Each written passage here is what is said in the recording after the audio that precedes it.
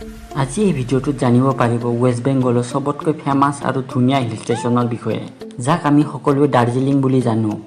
এই ভিডিঅ'টোত আপুনি জানিব পাৰিব দাৰ্জিলিং কেনেকৈ যাব, দাৰ্জিলিঙত গৈ ক'ত থাকিব, ইয়াত খোৱা লোৱাৰ ব্যৱস্থা কি আছে, তাত গৈ ক'ত ক'ত ফুৰিব আৰু এণ্ডিঙত ইয়াৰ বাজেট কিমান হ'ব। সকলো কথা ষ্টেপ বাই ষ্টেপ জানিব পাৰিব, গতিকে ভিডিঅ'টো স্কিপ নকৰাকৈ সম্পূৰ্ণ চাব। এতিয়া ফাৰ্ষ্ট জানিলোঁ আপুনি দাৰ্জিলিং কেনেকৈ যাব। আপুনি দাৰ্জিলিং বাছ, ফ্লাইট আৰু ট্ৰেইন এই তিনিটা মাধ্যমৰ এটা মাধ্যমেৰে যাব পাৰিব। আপুনি যদি বাছেৰে দাৰ্জিলিং যাব বিচাৰে তেন্তে শিলিগুৰি, নিউ জলপাইগুৰি, বাগডোগৰা, গেংটক, কলকাতাৰ পৰা ডাইৰেক্ট বাছ দাৰ্জিলিঙলৈ পোৱা যায়।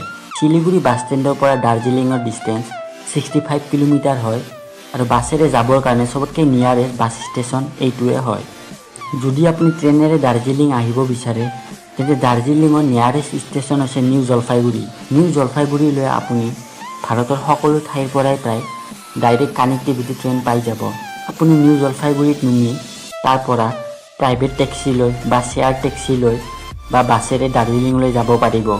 নিউ জলপাইগুৰিৰ পৰা দাৰ্জিলিঙৰ ডিষ্টেঞ্চ প্ৰায় 70 কিলোমিটাৰ হয়।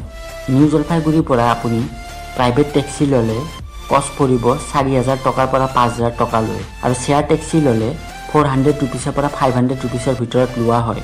আৰু বাছেৰে যাব বিচাৰিলে নিউ জলপাইগুৰিৰ পৰা আপুনি শিলিগুৰি বাছ ষ্টেণ্ডলৈ যাব লাগিব। তাৰ পৰা ডাইৰেক্ট বাছ আপুনি দাৰ্জিলিঙলৈ পাই যাব। তাৰ ভাড়া 70 টকাৰ পৰা 100 টকাৰ ভিতৰত লোৱা হয়। তাৰ উপৰিও নিউ জলপাইগুৰিৰ পৰা দাৰ্জিলিং যাবৰ কাৰণে আৰু এটা ভাল অপশ্যন আছে, সেইটো হৈছে টয় ট্ৰেইন। টয় ট্ৰেইনে গ'লে আপুনি দাৰ্জিলিঙলৈ প্ৰায় 6 ঘণ্টামান টাইম লাগে আৰু এই টিকেট আপুনি IRTC বুকিং এপছৰ পৰাহে বুক কৰিব পাৰিব। আৰু যদি আপুনি ফ্লাইটৰ দ্বাৰা যাব বিচাৰে তেন্তে দাৰ্জিলিঙৰ নিয়াৰেষ্ট এয়াৰপৰ্ট হৈছে বাগডোগৰা এয়াৰপৰ্ট। বাগডোগৰা এয়াৰপৰ্টৰ পৰাও দাৰ্জিলিঙৰ ডিষ্টেঞ্চ প্ৰায় 70 কিলোমিটাৰ হয়। ইয়াৰ পৰাও আপুনি শ্বেয়াৰ টেক্সি বা প্ৰাইভেট টেক্সি আৰু বাছৰ দ্বাৰা দাৰ্জিলিঙলৈ যাব পাৰিব। এতিয়া জানিলোঁ দাৰ্জিলিং পোৱাৰ পিছত তাত ক'ত আৰু কিমান বাজেটত আপুনি থাকিব পাৰিব। দাৰ্জিলিং পোৱাৰ পিছত আপুনি প্ৰায় সকলোতে হোটেলটো পাব, কিন্তু আপুনি গান্ধী ৰোড বা মল ৰোডৰ ওচৰত ল'লে আপোনাৰ সুবিধা হ'ব, কাৰণ এই ঠাইত আপুনি হোটেল ল'লে সকলো ঠাইত ইজিলি আপুনি ফুৰিব পাৰিব। গান্ধী ৰোড বা মল ৰোডত আপুনি 800 টকাৰ পৰা 8,000 টকাৰ ভিতৰত সকলো ধৰণৰ হোটেল পাই যাব। আপুনি আপোনাৰ বাজেটৰ হিচাপত যিকোনো ঠাইত থাকিব পাৰিব। তাৰ উপৰিও আপুনি যদি চ'ল' ট্ৰেভেলাৰ হয় তেনেহ'লে ইয়াত থাকিবৰ কাৰণে আপুনি হোষ্টেলো পাই যাব, যাৰ পাৰ পাৰ্চন লোৱা হয় 400 ৰুপিজ। যদি এতিয়া খোৱা লোৱাৰ কথা কওঁ তেন্তে দাৰ্জিলিঙত আপুনি হোটেলৰ তলতে ওচৰে পাজৰে সকলো ধৰণৰ খোৱা লোৱাৰ কাৰণে ৰেষ্টুৰেণ্ট, ধাবা পাই যাব। ইয়াত আপুনি veg, non veg, south Indian, north Indian সকলো ধৰণৰ খাদ্যই পাই যাব। এতিয়া আমি জানিলোঁ দাৰ্জিলিঙত ক'ত আৰু কেনেকৈ ফুৰিব যাব। তাত ভিজিট কৰিবলগীয়া প্লেচবোৰ হ'ল, প্ৰথমতে জানিলোঁ আপুনি দাৰ্জিলিঙৰ কিমান দিনৰ ট্ৰিপ বনাব। দাৰ্জিলিঙৰ সকলো প্লেচ ভিজিট কৰিবৰ কাৰণে আপুনি প্ৰায় 3 দিনৰ ট্ৰিপ বনাব লাগিব। এতিয়া আমি জানিলোঁ ডে বাই ডে আপুনি কি ঠাই ভিজিট কৰিব। ডে 1ত প্ৰথমতে আপুনি ফাৰ্ষ্ট ঘুম মনেষ্ট্ৰী যাব পাৰে। এই মনেষ্ট্ৰী বহুত ফেমাছ আৰু পবিত্ৰ হয়। দাৰ্জিলিঙত অহা প্ৰায়বোৰ মানুহ এই ঠাই ভিজিট কৰিব যায়। ইয়াৰ নেক্সট আপুনি যাব পাৰে ধাৰাই ৰেল মিউজিয়াম। ইয়াত গৈ আপুনি দাৰ্জিলিঙৰ ট্ৰেইনৰ বিষয়ে বহুত হিষ্ট্ৰী জানিব পাৰিব। ইয়াৰ নেক্সট আপুনি যাব পাৰে বাটাচিয়া লুপ। বাটাচিয়া লুপ ইণ্ডিয়ান আৰ্মিৰ গোৰ্খা ছলজাৰক ডেডিকেটেড কৰা হৈছে। ইয়াৰ এণ্ট্ৰি ফিজ 30 ৰুপিজ লোৱা হয়। বাটাচিয়া লুপ দাৰ্জিলিঙৰ সকলোতকৈ ফেমাছ টুৰিষ্ট প্লেচৰ ভিতৰত এখন হয়। বাটাচিয়া লুপৰ ভিউবোৰ বহুত ধুনীয়া হয়। ইয়াত গৈ আপুনি ধুনীয়া ধুনীয়া ফটো ক্লিক কৰিব পাৰিব। ইয়াৰ নেচাৰ বিউটিৰ কাৰণে সকলো টুৰিষ্ট ইয়াত এট্ৰেক্ট হয়। এই চব প্লেচ আপুনি টয় ট্ৰেইনেৰেও কভাৰ কৰিব পাৰিব, যি আপোনাৰ কাৰণে বহুত ধুনীয়া এক্সপিৰিয়েঞ্চ হ'ব। টয় ট্ৰেইনে জয় ৰাইড নামৰ অপশ্যনেৰে আপোনাৰ এই চব প্লেচৰ চাইট চিনিং কৰায়। এই ৰাইডত আপুনি দাৰ্জিলিঙৰ পৰা ষ্টাৰ্ট হৈ বাটাচিয়া লুপৰ মাজেৰে গৈ ঘুম মনেষ্ট্ৰীলৈ লৈ যোৱা হয়। এই ৰাইডৰ ডিষ্টেঞ্চ প্ৰায় 16 কিলোমিটাৰ হয়। এই চব প্লেচ কভাৰ কৰাৰ পিছত আপুনি তাৰ নেক্সট সেইদিনাই ৰক গাৰ্ডেনত যাব পাৰিব। ৰক গাৰ্ডেন দাৰ্জিলিঙৰ পৰা প্ৰায় 10 কিলোমিটাৰ ডিষ্টেঞ্চত আছে। এই গাৰ্ডেনখন পাহাৰ আৰু শিলবোৰ কাটি বনোৱা হৈছে। ইয়াৰ ভিতৰত আপুনি ৱাটাৰফল, পাইনৰ গছ আৰু ধুনীয়া নেচাৰ বিউটি দেখা পাব। এই ৰক গাৰ্ডেনৰ এণ্ট্ৰি ফিজ হৈছে 20 ৰুপিজ। তাৰ পাছত আপুনি গধূলি মল ৰোডত যাব পাৰে।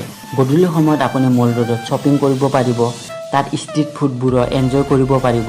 গধূলি আপুনি মল ৰোড এক্সপ্ল'ৰ কৰাৰ পাছত ডে 1 আজিলৈ শেষ হ'ল। তাৰ পাছত আপুনি next day early morning tiger হিলত যাব পাৰে। টাইগাৰ হিল দাৰ্জিলিঙৰ পৰা প্ৰায় 13 কিলোমিটাৰ ডিষ্টেঞ্চত আছে। এই ভিউ পইণ্টটো আপুনি ছানৰাইজ ভিউ পইণ্ট বুলিও কোৱা হয়। ইয়াৰ পৰা আপুনি ছানৰাইজ হোৱাৰ ধুনীয়া ভিউ দেখা পাব, যাৰ কাৰণে আপুনি ৰাতিপুৱা সোনকালে আহিব লাগিব।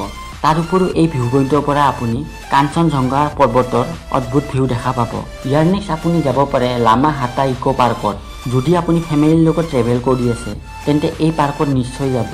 এই পাৰ্কখন বহুত ধুনীয়া হয় আৰু এই পাৰ্কৰ ডিষ্টেঞ্চ দাৰ্জিলিঙৰ পৰা প্ৰায় 20 কিলোমিটাৰ হয়।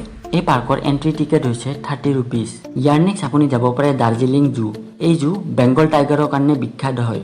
এই জুখনত বেংগল টাইগাৰৰ উপৰিও লাল পাণ্ডা চাবৰ কাৰণে বহুত টুৰিষ্ট ইয়ালৈ আহে। আৰু ইয়াৰ টাইমিঙৰ কথা ক'লে ৰাতিপুৱা 8:30টাৰ পৰা গধূলি 4:30টালৈ খোলা থাকে।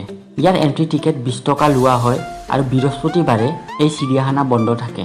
ইয়াৰ নেক্সট আপুনি দাৰ্জিলিঙৰ ৰাংগিত ভেলী ৰোপৱে উঠিব পাৰিব। এই ৰোপৱে দাৰ্জিলিং জুৰ পৰা 2 কিলোমিটাৰ ডিষ্টেঞ্চত আছে আৰু দাৰ্জিলিং চিটিৰ পৰা 5 কিলোমিটাৰ ডিষ্টেঞ্চত আছে। এই ৰোপৱেৰ ডাঙৰ মানুহৰ টিকেট 260 টকা লোৱা হয় আৰু সৰু ল'ৰাৰ কাৰণে 130 ৰুপিজ লোৱা হয়। ৰোপৱেৰ পৰা আপুনি চাহৰ বাগান দাৰ্জিলিং চিটিৰ ভিউ ওপৰৰ পৰা ভালকৈ দেখা পাব। ইয়াৰ উপৰিও আপুনি ইয়াৰ নেচাৰেল বিউটি এনজয় কৰিব পাৰিব। ইয়াৰ পিছত ডে 2 আপোনাৰ ইয়াতে শেষ হ'ল। তাৰ পাছত আপুনি হোটেলত গৈ ষ্টে কৰিব পাৰিব। নেক্সট ডে 3 আপুনি মিৰিক যাব পাৰে, যি দাৰ্জিলিঙৰ পৰা প্ৰায় 40 কিলোমিটাৰ ডিষ্টেঞ্চত আছে। মিৰিক পোৱাৰ পিছত আপুনি নেপালৰ ভিউ দেখা পাব তাৰ পৰা, কাৰণ মিৰিক নেপাল বৰ্ডাৰৰ ওচৰতে আছে। ইয়াৰ নেচাৰেল বিউটি চাই আপুনি খুব ভাল পাব। ইয়াৰ চাৰিওফালে আপুনি বহু ধৰণৰ ফটো ক্লিক কৰিব পাৰিব। ইয়াৰ নেক্সট আপুনি পশুপতি বৰ্ডাৰত যাব পাৰিব। পশুপতি বৰ্ডাৰ সাধাৰণতে নেপাল বৰ্ডাৰ হয়। ইয়াত গৈ আপুনি শ্বপিং কৰিব পাৰিব, লগতে নেপালৰ অলপ চলপ ঠাই ভিজিট কৰিবও পাৰিব। ডে 3 এই চব প্লেচ ভিজিট কৰাৰ পিছত আপুনি নিজৰ হোটেললৈ যাব পাৰে বা নিজৰ ঠাইলৈ ৰিটাৰ্ণ হ'ব পাৰিব। এই চব ঠাই ভিজিট কৰিবৰ কাৰণে আপুনি টেক্সি ভাড়া কৰিব লাগিব, যি টেক্সি আপুনি ঘণ্টাঘৰত পাই যাব। এতিয়া জানিলোঁ দাৰ্জিলিং অহাৰ কাৰণে বেষ্ট টাইম হৈছে দাৰ্জিলিঙত আপুনি যিকোনো টাইমতে আহিব পাৰিব। পিক টাইম বুলি ক'লে মাৰ্চৰ পৰা জুন মাহলৈ ধৰা হয়। দাৰ্জিলিং আহি পোৱাৰ পিছত আপোনাৰ পাৰ পাৰ্চন এজনৰ 8,000ৰ পৰা 10,000 টকালৈ খৰচ হ'ব। এয়া আছিল দাৰ্জিলিঙৰ সম্পূৰ্ণ ভ্ৰমণত জানিবলগীয়া কথা। আজিলৈ কেৱল এইখিনিয়ে। ভিডিঅ'টো কেনেকুৱা লাগিছে জনাব। যদি এনেকুৱা ধৰণৰ ভিডিঅ' চাই ভাল পায় তেনেহ'লে আহিবলগীয়া ভিডিঅ'বোৰ চাবৰ কাৰণে চেনেলটো লাইক, শ্বেয়াৰ আৰু ছাবস্ক্ৰাইব কৰি দিব।